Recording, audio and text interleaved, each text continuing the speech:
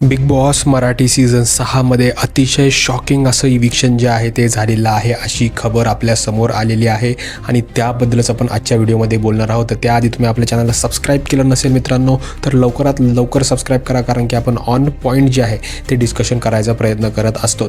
तर बघा आता या आठवड्यामध्ये जे आहे ते टोटल 8 सदस्य जे आहेत ते इविक्ट होण्यासाठी नॉमिनेट जे आहे ते झालेले होते. पण त्यामध्ये सगळ्यात बॉटमला जे आहे ते 2 ते 3 सदस्य आपल्याला बघायला मिळत होते. त्यामध्ये होती सोनाली राऊत, ओमकार राऊत आणि त्यानंतर आहे रुचिता जामदार. आता ह्या तिघांना जे आहे ते खूप कमी वोट जे आहेत ते मिळत होते.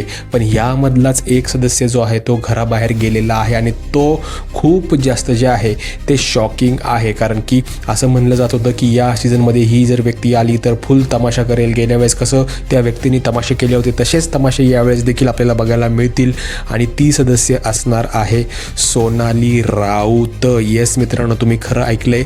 पण अजून असे देखील चान्सेस आहेत की ओमकार राऊतला देखील तिकडे घराबाहेर काढलं असू शकतं. त्यामुळे तुम्ही जे काय आहे ते पूर्ण लक्ष लावून जे आहे ते रविवारी हा एपिसोड बघा, भाऊचा धक्का.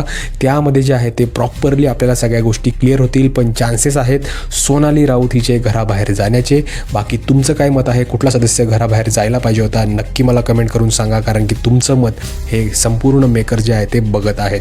बाकी भेटूया पुढच्या व्हिडिओमध्ये. तोपर्यंत टाटा आणि बाय बाय.